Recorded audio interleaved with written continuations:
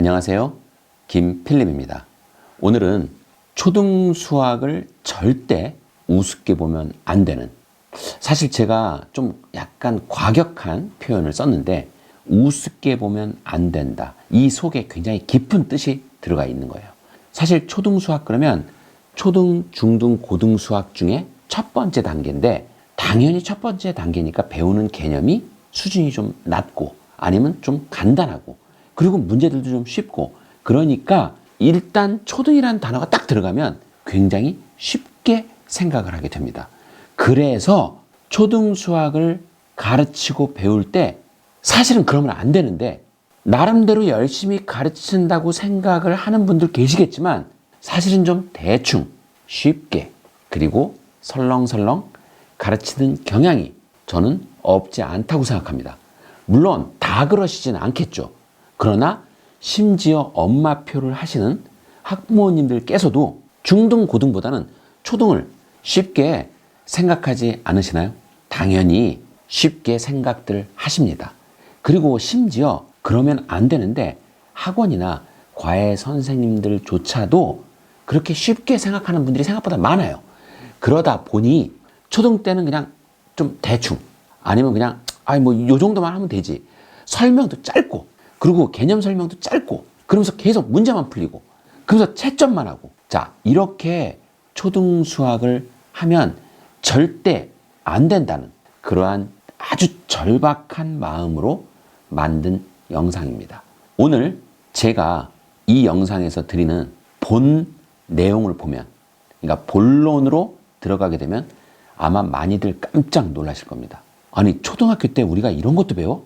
이럴 정도로 초등학교 1학년 1학기부터 초등학교 6학년 2학기까지 각 단원별 중등, 고등과의 연계와 융합, 그리고 그것들에 대한 기본 베이스가 어떻게 등장하는지를 알게 되신다면 그 다음서부터 초등 수학을 바라보는 태도가 달라질 거고, 그리고 심지어 가르치는 선생님 또는 가르치는 부모님들도 마음가짐부터 달라질 거라고 감히 예상합니다.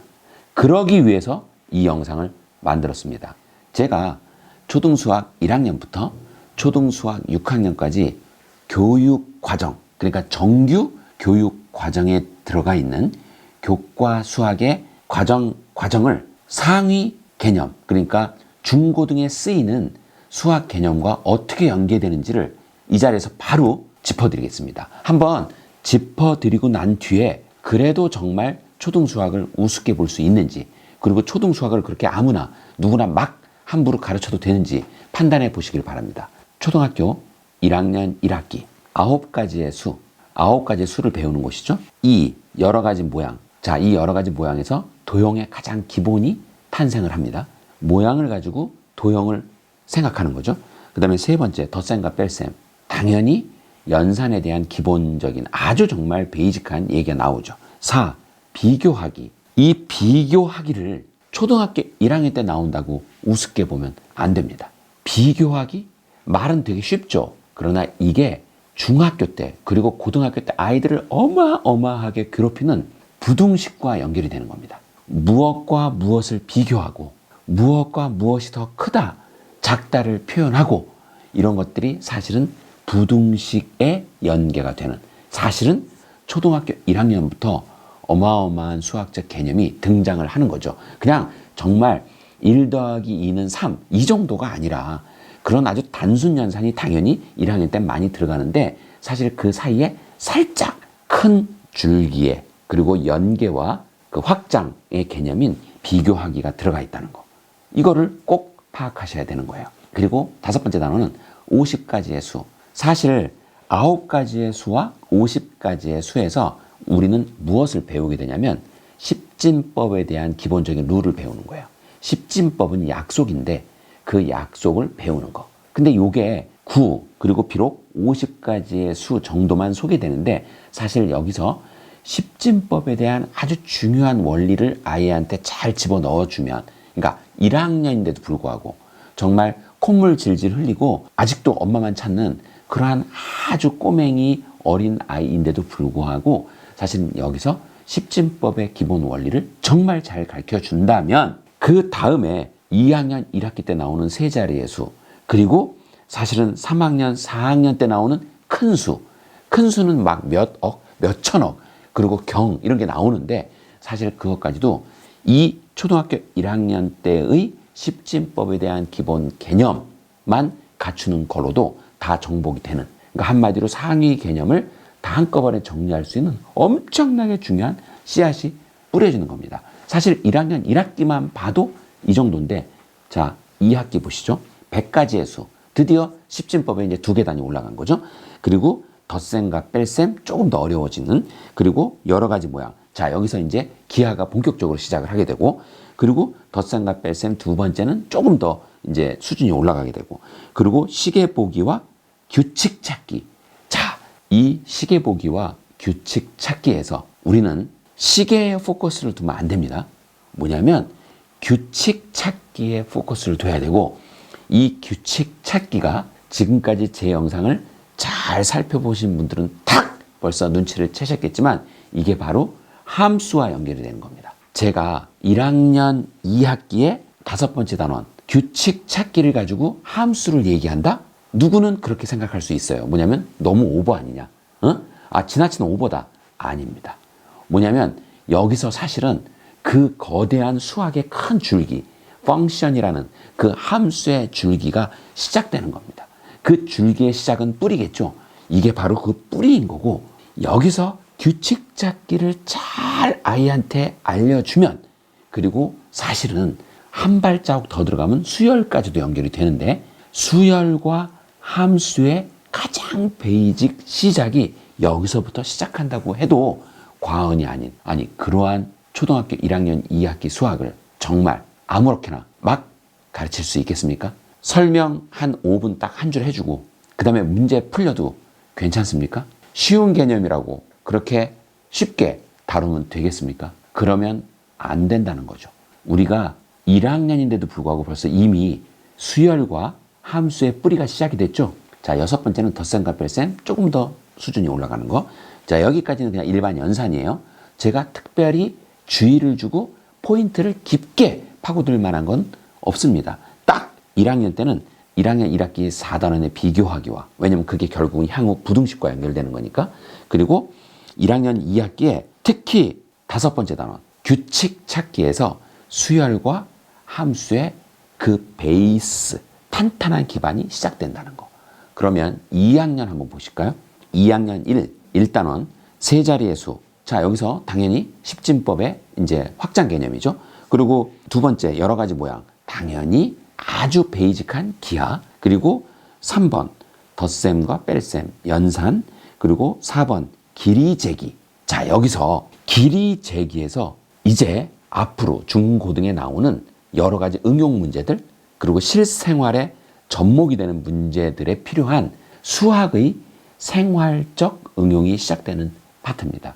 한마디로 수학이 멀리 우리와 떨어져 있는 외계 행성의 학문이 아니라 우리와 매일 숨쉬고 우리의 옆에 항상 같이 함께하는 학문이라는 거, 그것을 가장 직접적으로 탁 드러내는 그 첫 번째 인사, 그게 바로 길이 재기입니다. 물론 그 전에 인사를 한번 했죠. 뭐냐면 시계에서.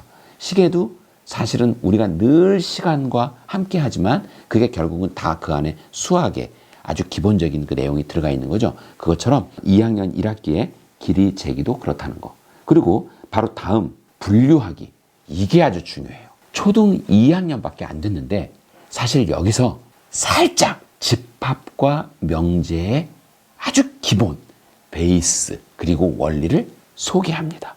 이런데도 초등 수학을 막 함부로 쉽게 취급해도 됩니까? 이제 고작 초등학교 2학년인데 이미 집합과 명제의 기본 원리와 개념이 소개되는 이러한 너무 중요한 초등 수학. 절대 우습게 보면 안 됩니다. 자, 그 다음 6번째 단원은 곱셈. 자, 드디어 이제 더하기에서 수준이 한 단계 높아진 거죠. 왜냐하면 덧셈의 상위 버전? 당연히 곱셈이죠. 그래서 이 곱셈을 아이가 잘 다루기 시작하면 계산이 훨씬 빨라지고, 그리고 무언가 추정, 그리고 예측 이런 것들이 좀 빨라지겠죠. 그래서 곱셈을 잘 배워야 됩니다. 그리고 제가 여기서 그냥 하나 딱 당부해 드리고 싶은 거는 이 곱셈을 잘 배워야 나눗셈을 잘하게 됩니다. 그러니까 곱셈과 나눗셈은 한마디로 앞과 뒤만 살짝 바뀌어 있는 원래 동일체인 거죠. 그래서 곱셈과 나눗셈은 함께 간다. 따라서 곱셈을 잘 만들면 나눗셈도 잘 할 수 있다. 이것만 파악하시면 될 것 같습니다. 그리고 2학년 2학기 네 자리의 수, 당연히 십진법 개념, 그 다음에 곱셈 99, 드디어 이제 여기서 곱셈에 대한 구구단을 하게 되는 거죠. 그래서 이제 곱셈을 더욱 빨리 하고 곱셈을 더욱 반사적으로 하게 되는, 왜냐하면 그렇게 해야 나중에 연산이 훨씬 수월해지니까 그거 하는 거고, 그 다음에 세 번째는 길이 재기, 아까 얘기했던 응용과 실용의 단계, 그리고 네 번째 시각과 시간, 당연히 여기서 실생활에 대한 응용과 그것을 실제적으로 다루는 방법들을 배우게 되는 거죠. 너무 중요한 거죠. 예, 여기서 만약에 잘못 배우면 이제 아이가 시계를 못 보고 시간 개념이 흐려지고 참 슬픈 상황이 발생하는 거죠. 그래서 이 부분은 잘 해야 됩니다. 자, 드디어 다섯 번째 단원. 이게 중요한데 통계입니다. 결국 다섯 번째 단원이 제목은 표와 그래프인데 그냥 바꿔 말하면 통계예요. 통계에 대한 기본이 이미 나오는 겁니다. 자료를 측정하고, 그리고 자료를 보고 추론하고, 그리고 자료를 보고 예상하는 그러한 아주 기본적인 개념의 접근, 그게 바로 2학년 2학기 때부터 시작하는 거죠. 엄청난 거죠. 그 바로 다음 마지막 단원이 규칙 찾기예요. 그런데 아까 제가 말씀드렸죠. 규칙 찾기가 뭐라고 말씀드렸죠? 수열, 그리고 함수의 베이스다. 여기서는 이제 한 단계 좀 발전한 거죠. 아까는 정말 소개에 그쳤다면 지금은 이제 슬슬 규칙 찾기를 하고 그것들이 향후 수열과 함수로 어떻게 발전돼 나가는지를 가늠해 볼 수 있는 그러한 중차대한 단원입니다. 자, 3학년 보죠. 3학년 1학기 덧셈과 뺄셈, 연산. 두 번째 평면 도형. 드디어 이제 도형다운 도형이 나와요. 아까는 정말 도형의 아주 베이직이었다면 이제 정말 도형다운 도형들이 슬슬 등장하기 시작하죠. 세 번째 나눗셈, 그리고 네 번째 곱셈. 이건 두 개 다 연산 업그레이드. 그러니까 업그레이드된 연산이라고 생각하시면 되는 거고, 다섯 번째 다시 기류화 시간 또 나오죠. 자, 이 정도로 지금 벌써 몇 번 등장하죠? 세 번째 등장입니다. 결국 기류화 시간은 굉장히 중요하다는 얘기입니다. 그러면 왜 중요하냐? 수학을 배우는 아주 중요한 실생활적인 요소. 그래서 우리 생활과 수학을 접목시키는 너무 중요한 사례이기 때문에 이거를 굉장히 중요하게 여기며 정규 교과 과정에서도 계속 등장시키는 겁니다. 따라서 여기선 실용수학, 그리고 어떻게 실생활에 우리가 접목을 하느냐, 뭐 이런 거에 대해서 잘 파악하면 굉장히 도움이 되겠죠. 그리고 여섯 번째 분수와 소수, 당연히 연산 업그레이드. 그리고 3학년 2학기 첫 번째 단원, 두 번째 단원이 곱셈과 나눗셈인데 당연히 연산 업그레이드. 그리고 세 번째 원. 자, 이 부분 중요합니다. 원은 기하의 꽃입니다. 무슨 말이냐면 고등학교 때 원이 등장하잖아요. 그러니까 문제에서 어떤 원이 주어지고 아니면 문제에서 어떤 식이 주어지고 그것을 원으로 찾아내는 법, 또는 원과 현의 만남, 또는 원과 원이 접하는, 하여튼 이 원이 들어간 모든 문제는 아이들을 굉장히 원통하게 만듭니다. 제가 항상 얘기해요. 원을 너무 원통하게 생각하지 마라. 왜냐? 대부분 다 나가 떨어집니다. 정말 원을 싫어해요. 왜냐하면 상당히 까다롭거든. 그래서 이게 어려운 문제에 원이 굉장히 잘 등장하는데 아이들이 쉽게 정복을 못합니다. 자, 그렇게 중고등에 가서 아이들을 원통하게 만드는 원이 처음 등장하는 게 초등 3학년 2학기입니다. 아니, 초등 3학년 2학기면 아직도 코를 흘릴 나이인데 벌써 여기서 중고등의 아이들을 괴롭히는 원이 나오는 거예요. 그런 원통한 원을 여기서 잘 가르치지 못한다면 그 아이는 당연히 중고등에 가서 원만 보면 도망 다니지 않겠습니까? 여기서 원을 잘 잡아줘야 되는 거예요. 그리고 원이 무엇인지, 그리고 원은 우리가 앞으로 어떻게 다뤄야 되는지, 원에 대한 기본적인 마음가짐과 태도를 아주 원 친화적으로, 그리고 원을 어려워하지 않도록 자연스럽게 받아들일 수 있도록 잘 인도해 줘야 되는 겁니다. 너무 중요한 단원이죠. 3학년이지만, 비록 3학년이지만 너무 중요한 단원. 그리고 네 번째 단원, 분수. 당연히 연산 업그레이드. 그리고 다섯 번째, 들이와 무게. 자, 계속 저학년에서 등장했던 실용적인 수학, 또는 우리가 실생활에서 접할 수 있는 수학 중에 계속 등장했던 게 시간이었었어요, 주로.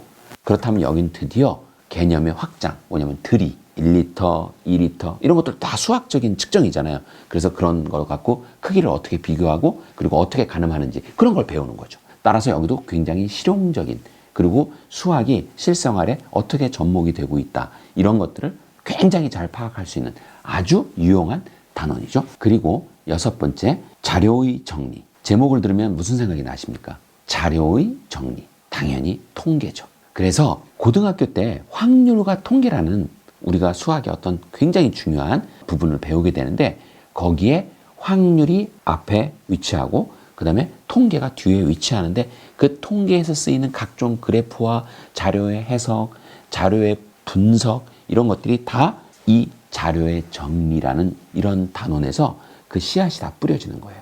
그래서 초등학교 아까 2학년 2학기에 다섯 번째 표와 그래프라는 단원, 그리고 이 3학년 2학기 벌써 자료의 정리 등등등, 이미 초등학교 저학년에 통계의 기반이 되는 씨앗이 다 뿌려지는 겁니다. 이런데도 초등수학 우습게 생각할 수 있겠습니까? 그럼 4학년 보죠.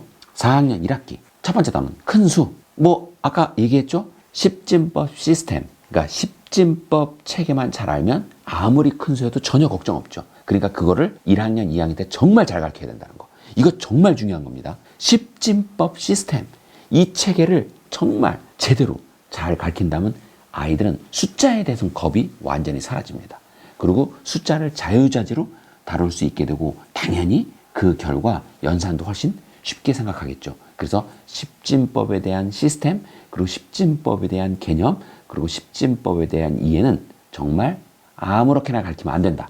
진짜 잘 가르치고 잘 배워야 된다. 두 번째, 각도. 제가 아마 4학년 1학기에 대한 세부적인 설명에서 이미 언급을 드렸을 텐데, 각도는 기하에서 너무 중요한 핵심 중의 핵심입니다. 왜냐하면 이 각도를 재고 각도에 대한 가늠을 하고 그리고 이 각도를 헤아릴 수 있다는 것은 향후 기하를 다루는 너무 중요한 핵심 스킬이자 너무 중요한 바탕이 되는 겁니다. 이렇게 중요한 바탕이 되는 각도를 아무렇게나 배우면 안 되겠죠. 그래서 이 각도는 도형의 가장 중요한 포인트가 본격적으로 시작하는, 어떻게 보면 이제 씨앗이 아닌 진짜 제대로 시작하는 아주 중요한 파트인 겁니다.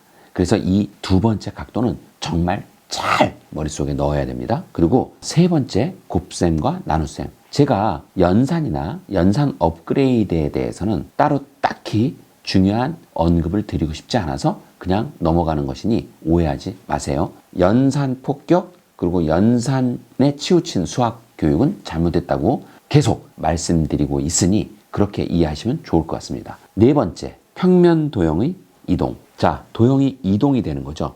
드디어 이제 기하의 응용이 시작되는 거예요. 단순히 도형을 그리는 차원이 아니라 그 도형을 옮기는 거죠. 이 옮긴다는 게 얼마나 큰 응용인지 아십니까? 그리고 이 과정을 이미 다 겪어온 어른들 눈에는 아무것도 아닌 것처럼 보이겠지만, 아이들은 이 이동이 머릿속에서 굉장히 혼란스럽습니다. 쉽지 않아요.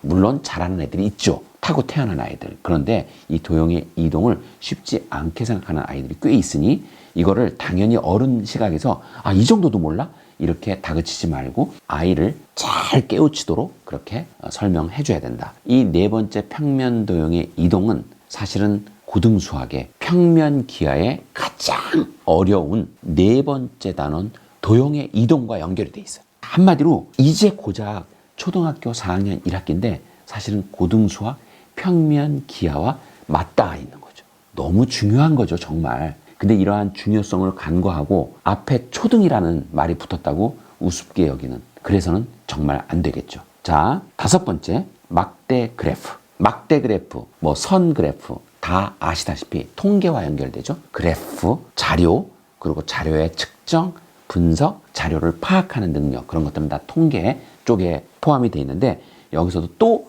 통계가 또 등장해요. 벌써 이미 4학년인데 통계가 세 번째, 네 번째 등장하는 거죠.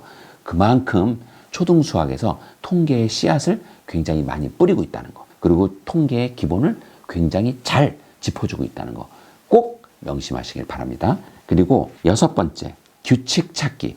또 나오네요. 수준이 좀 높아지면서 계속 수열과 함수의 밑바탕을 계속 만들어주는 거죠. 그리고 씨앗들이 점점 더 수준이 높아집니다. 여기서 규칙 찾기, 그리고 그 규칙을 헤아리는 게 부족하다면, 그리고 그런 실력을 키우지 못한다면 나중에 함수와 수열은 그냥 폭망입니다. 사실 생각해 보세요. 지금 이 영상을 보고 계신 분들 중에 첫째나 둘째, 그러니까 위에 아이를 키워보신 분들은 아이들이 이상하게 초등까지는 별 문제가 없었는데 우리 아이가 이상하게 중학교 가서 함수를 너무 힘들어해요. 1학년에 비례 반비례부터 시작해서 중2에 나오는 1차 함수, 그 다음에 중3에 나오는 2차 함수까지 우리 아이는 함수라 그러면 아주 벌벌 매일 도망가고 싶어해요. 자, 이런 분들 문제가 어디서 시작되는지 아시겠죠? 제가 말씀 안 드려도 이미 무슨 말씀인지 다 파악하셨을 것입니다. 바로 그렇게 중고등에 가서 함수에서 늪에 빠져서 허우적대는 아이들 다 초등 때 이 규칙 찾기에서 그 기본적인 씨앗이 엉망이 됐던 겁니다. 그래서 뿌리가 땅에 자리 잡지 못한 거예요. 그렇게 엉터리 뿌리로 서 있으려고 하니 중고등 함수에서 다 바람 불면 넘어가는 겁니다. 그래서 초등 수학이 중요하고, 그래서 초등 수학이 모든 수학의 정말 중요한 뿌리인 것입니다. 4학년 2학기. 첫 번째, 분수의 덧셈과 뺄셈. 당연히 연산 업그레이드. 두 번째, 삼각형. 자, 여기 중요하죠. 왜냐하면 이제 4학년 2학기밖에 안 됐는데 삼각형이 본격적으로 등장을 해요. 제가 제 제자들한테 하는 말인데 여기서 한번 소개를 하죠. 그리고 아마도 제가 다른 영상에서 잠깐 언급했던 걸로 기억이 나는데, 삼각형은 기하의 어머니다. 모든 기하의 어머니는 삼각형입니다. 그러면 기하의 꽃은 원이에요. 어머니와 꽃 약간 다르죠. 꽃보다 어머니가 훨씬 더 소중한 의미죠. 왜 제가 그렇게 표현을 했냐? 그냥 대충, 그냥 즉흥적으로 표현한 게 아닙니다. 그 명명에, 그 이름 짓기에 큰 뜻이 들어가 있는 거예요. 무슨 말이냐면 원도 사실 그 원의 원리를 쪼개다 보면 결국은 삼각형으로 귀결됩니다. 원 안에 삼각형이 있는 거예요. 이 부분을 얘기를 해줘야 되는 겁니다. 자, 제가 중요한 얘기를 하죠. 우리가 이 삼각형을 배울 때 그냥 이런 삼각형은 이등변 삼각형, 이런 삼각형은 정삼각형, 삼각형의 모양만 얘기해주고, 뭐 양쪽 두 변이 같으면 그냥 이등변 삼각형이고, 직각이 하나 들어가 있으면 직각삼각형, 이렇게 형태를 잠깐 분류해주고 삼각형을 끝내는 것은 죽은 수학 수업입니다. 다시 한번 말씀드리지만 수학은 그렇게 가르쳐서는 안 됩니다. 더군다나 모든 기하의 어머니인 이 삼각형을 그렇게 가르쳐서는 안 됩니다. 여기에 바로 사고력과 융합, 그리고 연계와 통섭이 들어가 줘야 되는 거예요. 모든 기하의 어머니가 왜 삼각형인지, 그리고 원도 그 원 속을 파고 들어가면 왜 삼각형과 만나게 되는지, 한마디로 삼각형의 모임이, 삼각형들의 자잘한 모임이 결국 원으로 왜 탄생을 하게 되는지, 그리고 그것들이 어떻게 서로 연계가 되는지, 그리고 그것들이 나중에 중고등에서 어떻게 쓰이는지까지 이렇게 얘기해주고 이렇게 접근을 해줘야 그게 진정 살아있는 교과 플러스 사고력에, 그리고 그것을 다 포함한 연계, 그리고 통섭적인 궁극의 수학 수업이 되는 것입니다. 그리고 궁극의 가르침이 되는 것입니다. 반드시 이 단원 그렇게 가르치고 그렇게 배워야 됩니다. 그런 초등수학을 어떻게 함부로 아무렇게나 막 가르칠 수 있겠습니까? 세 번째, 소수의 덧셈과 뺄셈. 당연히 연산 업그레이드죠. 그리고 네 번째, 사각형. 아시다시피 사각형을 나누면 뭐가 되죠? 삼각형이 됩니다. 모든 사각형을 나누면 삼각형 두 개로 나눌 수 있습니다. 따라서 사각형은 삼각형이 모여서 된 형태라고 볼 수 있죠. 자, 이렇게 접근을 하면 삼각형의 내각의 합은 180도인데 왜 사각형의 내각의 합은 360도인지를 바로 알게 되는 겁니다. 이렇게 도형을 잘게 자르면 그 근본 핵심은 무조건 삼각형으로 귀결되는, 아니 이렇게 중요한 개념, 포인트를 왜 아이들한테 얘기하지 않는지 저는 그게 너무 안타까울 뿐이에요. 하여튼 이 네 번째 사각형도 너무너무 잘 배워야 되고, 왜 그러냐면 이게 결국은 향후 중등, 고등의 기하에 다 연결이 되니까. 중등기하, 고등기하. 특히 중등의 유클리드 기하가 굉장히 큰 포션을 차지하는데 거기에 기본이 삼각형, 사각형 원입니다. 그러니까 너무너무 잘 배워야 되겠죠. 그 씨앗, 그리고 그 기반이 여기서 다져지는 거죠. 5번, 꺾은 선 그래프. 당연히 선 그래프, 뭐죠? 통계죠. 막대 그래프, 통계죠. 벌써 이미 통계가 4번, 5번 등장하죠. 그 정도로 중요한 겁니다. 베이스를 탄탄히 갖춰 나가는 거고, 여기서 베이스가 잘 된다면 나중에 중학교 표준 편차, 그리고 고등학교 가면 통계적 추측까지 정말 통계를 되게 잘 다룰 수 있는 아주 중요한 씨앗이 되는 그러한 단원입니다. 그리고 6번째 단원, 다각형. 딱 들어보시면 다각형은 각이 여러 개인 도형들이죠. 한마디로 사각형에서 발전하는 개념들이죠. 확장하는 개념. 그래서 오각형, 육각형. 자, 근데 그런 다각형들도 자르면 다 삼각형으로 귀결이 됩니다. 이렇게 지금 4학년은 각도부터 시작해서 평면 도형의 이동, 너무 중요하다 그랬죠. 고등수학의 도형의 이동과 연결되는, 그리고 삼각형, 사각형, 다각형까지 정말 기하 기본의 종합 선물 세트가 4학년 때 등장하는 겁니다. 얼마나 중요하겠어요, 4학년. 그러니까 이 4학년을 제대로 못 가르치고 배웠다면 이 아이의 기하 인생은 그냥 끝나는 겁니다. 정말 난감한 상황이 되는 거죠. 앞으로 나올 수많은 기하들을 어떻게 대응하고 어떻게 정복하겠습니까? 그래서 초등 4학년 수학은 정말 중요하다. 물론 3학년, 2학년, 1학년 수학도 당연히 중요하죠. 자, 그러면 5학년 보겠습니다. 5학년 1학기 첫 번째 단원, 자연수의 혼합계산. 당연히 연산 업그레이드.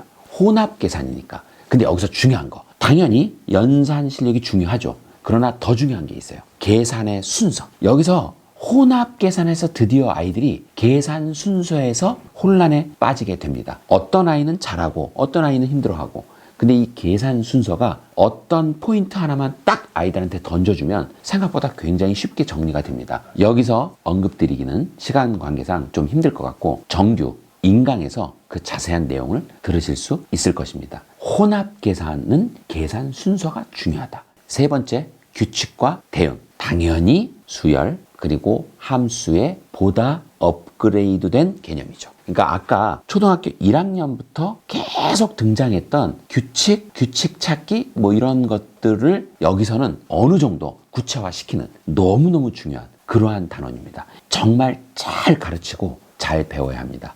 왜냐하면 왜 제가 가르치는 것을 먼저 언급했냐면, 아무리 잘 배우고 싶어도 가르치는 게 형편없다면 잘 배울 수 없겠죠. 무슨 말이냐면 순서상 잘 가르치는 게 먼저입니다. 잘 가르쳐줘야 잘 배우게 되죠. 그래서 특히 이 세 번째 규칙과 대응, 여기서는 앞으로 향후 전개될 큰 스트림, 그 큰 흐름, 함수의 흐름, 그리고 수열로 이어지는 고등수학까지의 흐름을 딱 잡아낼 수 있는 그러한 아주 중요한 포인트로서 너무너무 잘 가르치고 배워야 한다. 이 부분을 제가 말씀드리고 싶어요.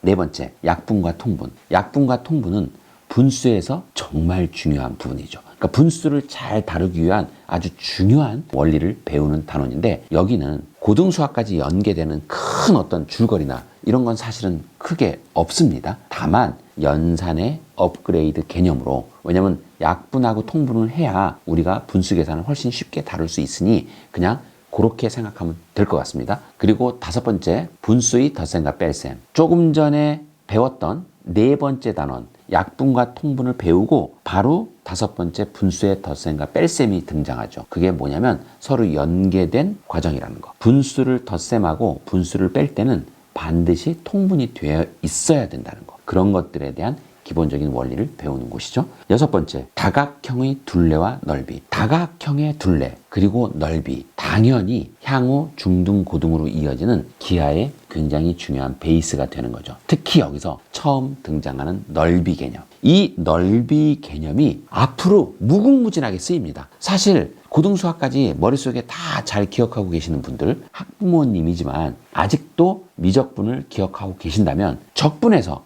우리가 가장 많이 구하려고 하는 대상이 넓이죠. 주로 넓입니다. 최적도 있고 길이도 있지만 주로 넓입니다. 무슨 말이냐? 고등수학 맨 끝까지도 계속 넓이를 구하면서 가요. 넓이는 뗄래야 뗄 수 없는 수학의 한 파트인 거고, 그 넓이의 개념이 처음 등장하는 곳이 이 5학년 1학기 6번째 단원 다각형의 둘레와 넓이이니 얼마나 중요한 단원입니까? 결국 여기서 중고등 기하의 또 넓이라는 아주 중요한 부분에 씨앗이 뿌려진다. 그렇게 이해하면 될 것 같습니다. 5학년 2학기 1.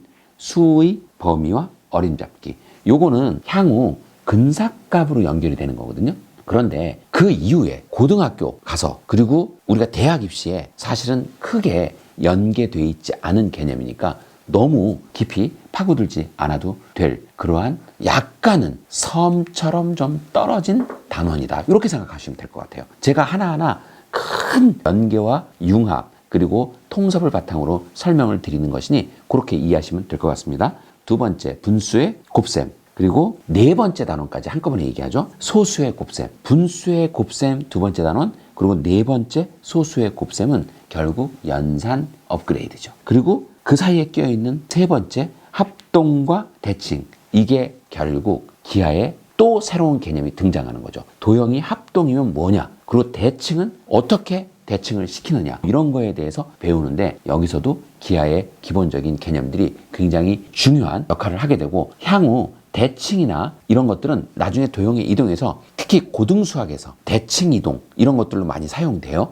그러니까 고등수학까지 이미 가지가 뻗어 있다. 그리고 다섯 번째 단원 직육면체. 이거 너무 중요하죠. 이 다섯 번째 직육면체 단원은 제가 그 유튜브 강의에서는 제가 언급하지 않았던 건데 여기서는 제가 오늘 초등수학이 왜 그토록 중요한지를 얘기하는 그러한 영상이니 이 부분은 꼭 짚어드리겠습니다. 다섯 번째 직육면체 단원은 우리가 고등학교 때 배우는 기하와 벡터 그 중에서 공간도형 특히 공간도형의 좌표를 잡는 것에 굉장히 밀접하게 연결이 되어 있어요. 그래서 이 직육면체를 정말 잘 배워야 한다. 그리고 이 직육면체를 배울 때 고등기하에서 쓰이는 그리고 고등기하에서 배우는 그러한 공간도형의 개념도 소개를 시켜줘야 된다는 거. 그리고 그 맥락에서 이 직육면체를 이해를 하게 된다면 너무너무 소중한 아이들의 밑거름이 될 거라는 포인트까지 꼭 명심하면 좋을 것 같습니다. 단순히 그냥 직육면체로 끝나지 말고 이 직육면체 뒤에 펼쳐지는 그러한 공간도형의 개념까지 그렇게 파악하게 만들면 너무너무 도움이 될 것입니다. 그리고 여섯 번째, 평균과 가능성. 우리가 통계를 다루면 그 안에서 반드시 등장하는 개념이 있어요. 너무 중요한 핵심, 정말 랭킹 1, 2, 3위 안에 들어가는 평균이라는 개념. 뭐 중간값 등 여러 가지 통계에서 등장하는 값이라는 이름이 붙은 것들이 있는데 그 중에서 제일 중요한 게 평균이죠. 그래서 평균을 배우고 그 다음에 약간 확장된, 더 발전된 개념으로 표준 편차를 배우게 됩니다. 그 중에 평균, 그게 이 5학년 2학기에서 등장하는 겁니다. 이 평균은 중학교 때 다시 나오고 고등학교 때 또 나와요. 앞으로 계속 통계를 다루면 계속 마주해야 될 아주 중요한 개념입니다. 그러한 중요한 개념의 첫 씨앗이 여기서 뿌려지는 거죠. 그래서 여기서 그 첫 씨앗을 잘 뿌려줘야 된다. 그리고 6학년, 마지막 학년이죠. 이 마지막 학년에 무엇들이 등장하는지 한번 살펴보고 마무리하겠습니다. 첫 번째, 분수의 나눗셈, 연산 업그레이드. 두 번째, 각기둥과 각불. 바로 이게 입체도형, 그러니까 중학교 때 배우는 입체도형의 베이스가 되고 그리고 고등학교 때 공간도형하고 또 연결이 되죠. 그리고 세 번째, 소수의 나눗셈. 소수의 나눗셈은 연산 업그레이드. 그리고 네 번째, 비와 비율. 근데 이 비와 비율은 따로 떼서 생각하지 말라 그랬죠. 분수와 비와 비율 이런 것들을 한꺼번에 아우르면 훨씬 아이들이 잘 받아들인다고 제가 아마 얘기했을 겁니다. 그렇게 전체적인 맥락 속에서 비와 비율을 이해시켜라. 그리고 이 비와 비율은 유리수의 개념까지 연결시키면 그러면 정말 사고력 수학 그리고 사고력 수학을 능가하는 통섭 수학으로 그렇게 흥미진진하게 전개됩니다. 그 다음 다섯 번째 단원, 여러 가지 그래프라는 단원이죠. 확률과 통계에서 다루는 다양한 그래프를 여기서 미리 맛보게 되고 그리고 자료를 어떻게 하면 다른 사람에게 잘 전달할 수 있을지 그리고 또 누군가가 나에게 어떤 정보를 전달할 때 어떠한 그래프를 그려줘서 어떻게 보여주면 잘 이해할 수 있는지를 배우는 굉장히 실용적인 그리고 실생활에 접목된 그런 수학의 개념을 배우는 곳이죠. 그래서 여기서는 향후 통계로 이어지는 기본적인 개념들을 배우는 곳이다. 이렇게 생각하시면 될 것 같습니다. 그리고 6학년 1학기 마지막 단원, 직육면체의 부피와 건널비. 자, 직육면체 제가 중요하다 그랬죠? 근데 여기서는 이제 직육면체 기본 개념을 넘어서서 직육면체의 각 파트를, 넓이 부분을 앞판, 뒷판 떼어내고 옆판 떼어내고 분리시키면서 넓이를 구하게 되고 전개도를 상상하게 되고 그리고 그것들을 다 포함해서 건널비를 구하는 그러한 단원이죠. 그러니까 한마디로 직육면체 응용 파트라고 보시면 되고 여기에 넓이라는 개념이 같이 접목이 되는 한마디로 공간 도형의 개념과 넓이가 서로 융합이 되는 그러한 멋진 단원이라고 파악하시면 될 것 같습니다. 그리고 여기서 배우는 것들이 향후 중등 고등에서도 계속 유용하게 사용이 되죠. 드디어 초등수학의 마지막 6학년 2학기 첫 번째 단원 분수의 나눗셈 연산 업그레이드, 소수의 나눗셈 연산 업그레이드, 그리고 세 번째 공간과 입체. 당연히 공간 그리고 입체에 대한 기본 원리를 배우는 곳. 이미 직육면체 그리고 각기둥과 각불 등으로